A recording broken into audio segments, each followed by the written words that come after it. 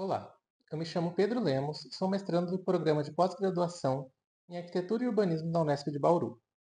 Hoje, juntamente com meu colega Vitor Bincoleto, também mestrando do programa de pós-graduação, faremos a exposição do artigo intitulado Germinação e Resistência ao Transplante de 4 espécies de cerrado paulista com potencial paisagístico, elaborado sob orientação das professoras doutoras Veridiana de Lara Weiser e Marta Nokibara. O Brasil, amplamente reconhecido como o país mais biodiverso do planeta, abriga 6 grandes biomas que se estendem por seu território: a Amazônia, a Caatinga, o Pantanal, a Mata Atlântica, os Pampas e o Cerrado. Dentre eles, o Cerrado se destaca pelos altos índices de degradação. Embora detenha grande biodiversidade de fauna e flora, é o bioma que ocupa a segunda posição em perda de cobertura vegetal no país, principalmente em função da expansão agrícola e agropecuária, bem como outras ações antrópicas de desenvolvimento que, somadas a instrumentos de proteção legal limitados, transformaram drasticamente sua paisagem natural, cada vez mais explorada. No estado de São Paulo, onde o cerrado também está presente, é possível observar com clareza a dinâmica de perda de cobertura vegetal sofrida pelo bioma, que originalmente cobria cerca de 33% do estado e atualmente corresponde a menos que 13%. Em um cenário de mudanças climáticas e intensificação de catástrofes ambientais, iniciativas globais para a restauração e preservação do meio ambiente, como a Agenda 2030 e o estabelecimento da década de restauração dos ecossistemas, ressaltam a urgência de ações visando a preservação e a restauração ambientais. O Objetivo de Desenvolvimento Sustentável 15, ou ODS 15, intitulado Vida Terrestre, reforça a necessidade de proteger, recuperar e promover o uso sustentável dos ecossistemas terrestres. Estes são alguns exemplos de ações que requerem engajamento e comprometimento nacional para conter as emergentes crises climáticas e devem ser aplicados com uma visão integrada em diferentes escalas, desde a restauração ecológica de grandes áreas até jardins urbanos. Nesse contexto, os jardins naturalistas contemporâneos desempenham um papel importante, pois podem incorporar a vegetação regional, contribuindo para harmonizar a estética e a ecologia no meio urbano, promovendo assim a biodiversidade e a sustentabilidade nas cidades.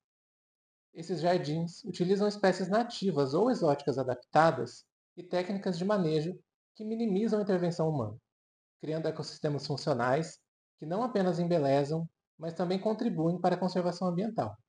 Utilizando plantas adaptadas às condições locais, o uso de pesticidas, fertilizantes e irrigação artificial é substancialmente reduzido ou até mesmo excluído, uma prática que não só diminui o impacto ambiental, mas também atrai polinizadores, beneficiando os ecossistemas nos quais estes jardins estão inseridos.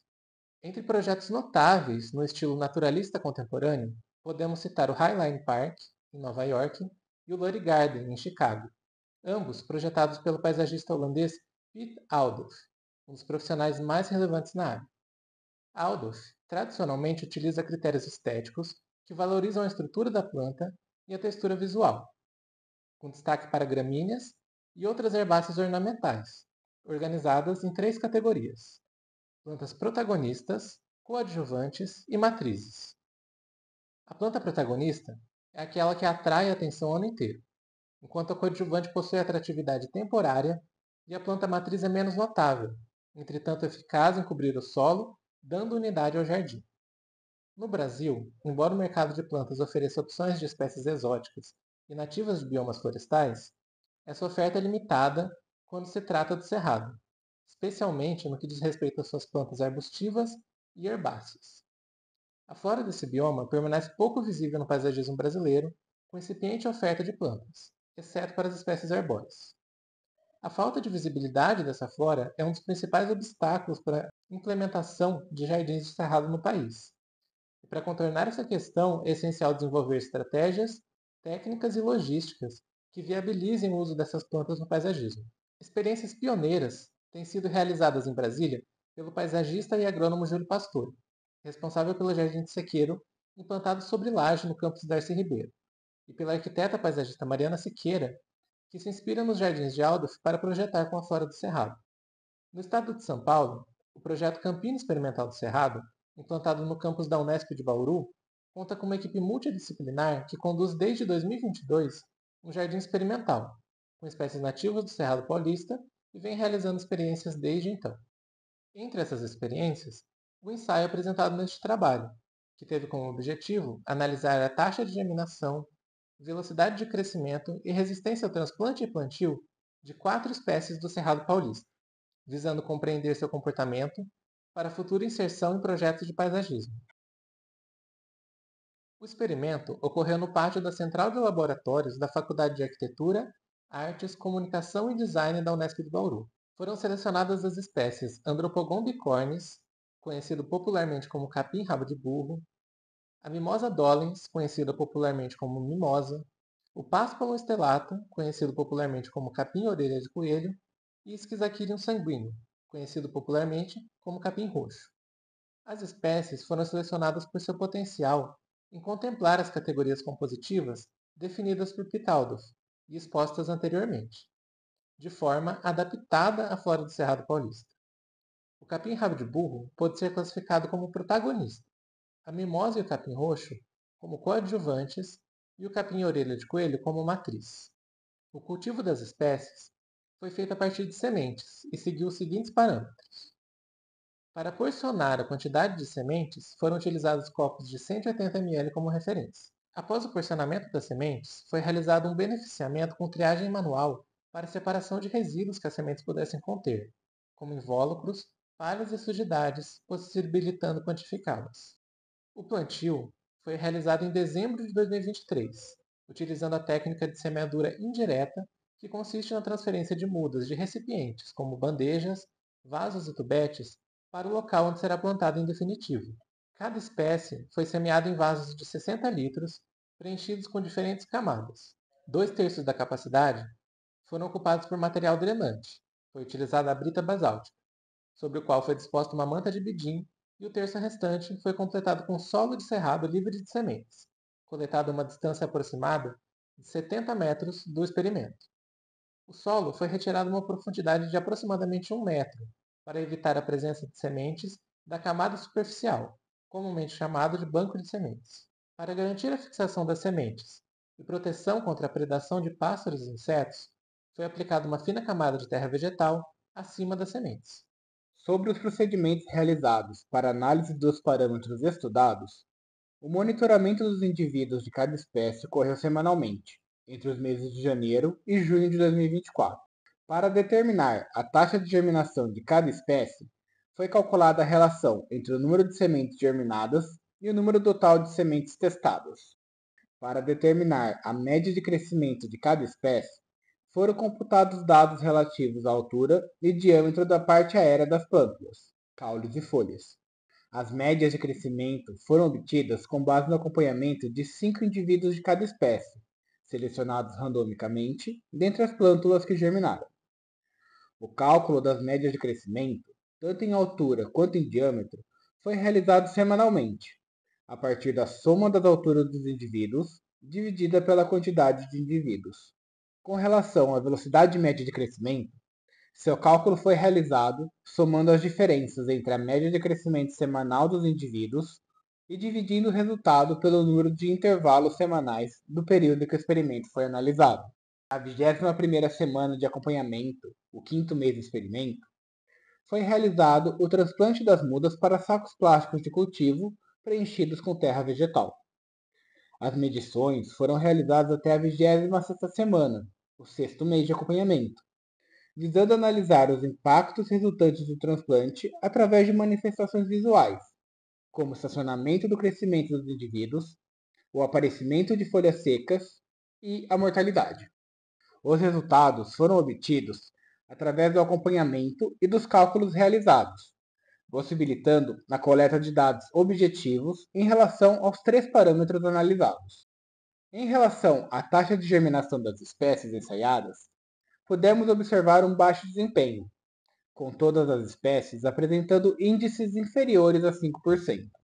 Em relação ao crescimento dos indivíduos, as espécies Paspalum stellatum e Mimosa dolens tiveram melhor desempenho em crescimento inicial. As espécies Andropogon bicornis e Schizachyros sanguineum, apesar do crescimento inicial lento, obtiveram maiores alturas ao longo do período analisado. De forma geral, todas as espécies apresentaram crescimento contínuo até o quinto mês, quando foi realizado o transplante para os sacos de cultivo. Pôde-se observar que entre o quinto e o sexto mês foram notados alguns sinais de impacto, como estabilização e até mesmo a diminuição do crescimento, como pode ser observado nos gráficos aqui expostos. A verificação dos impactos do transplante para os sacos de cultivo foi realizada ao longo de 5 semanas, entre o quinto e o sexto mês. As imagens aqui apresentadas mostram como está o desenvolvimento dos indivíduos no ato do transplante e como eles foram alocados nos sacos de cultivo. Após o transplante, duas espécies apresentaram índices de mortalidade de indivíduos. O Páspalo stellatum teve uma baixa de 3 indivíduos, o que corresponde a uma porcentagem de 60%. E o Schizachyros sanguineum, capim roxo, teve uma baixa de 2 indivíduos. Em setembro de 2004, os indivíduos das espécies que resistiram ao transplante foram introduzidos para o plantio em um canteiro no pátio da central de laboratórios. O monitoramento dos impactos do plantio foi realizado durante 15 semanas, um período de 4 meses, entre setembro e dezembro de 2024. Fatores como a paralisação do crescimento, o aparecimento de folhas secas e, eventualmente, a morte dos indivíduos foram considerados indicativos do insucesso do plantio. Uma semana após o plantio no canteiro, as espécies Paspalum stellatum e Schizachyros sanguineum apresentaram índices de mortalidade de 100%, como é possível observar nas imagens aqui expostas. Após 15 semanas de plantio, as espécies Andropogon bicornis e Mimosa dolens, apesar de apresentarem sinais de impacto, como a presença de folhas secas e sinais de clorose, que é o amarelamento das folhas, resistiram ao plantio, como podemos observar nas imagens aqui apresentadas. Após 15 semanas do plantio realizado, também foram contabilizados e aferidos os indivíduos restantes. De acordo com as informações observadas na tabela, podemos verificar que todos os indivíduos plantados resistiram e as médias de crescimento mostram que as espécies continuaram a se desenvolver. A partir dos ensaios realizados nas condições previamente expostas, pôde-se concluir que a resistência e o vigor da espécie Andropogon bicornis, mesmo com uma taxa de germinação relativamente baixa, indica o potencial promissor dessa espécie para o paisagismo. A alta germinação de Mimosa dolens, apesar do crescimento lento, torna essa espécie uma opção viável devido à sua resistência ao transplante e qualidades ornamentais.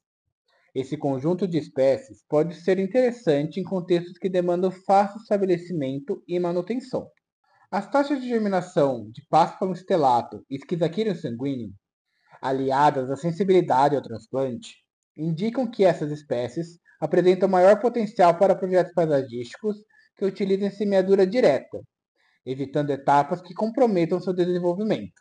É importante reiterar que as particularidades de cada espécie devem ser consideradas no planejamento paisagístico, contribuindo para escolhas mais adequadas e maior sucesso na implantação e manutenção dos projetos. É provável que um jardim bem-sucedido com essas 4 espécies possa ser feito a partir de implantação mista, isto é, utilizando sementes e mudas. Essas foram as referências que utilizamos para embasar o nosso experimento e agradecemos a oportunidade de expor nosso trabalho, em especial a organização do evento e a CAPES por apoiar a pesquisa. Obrigado.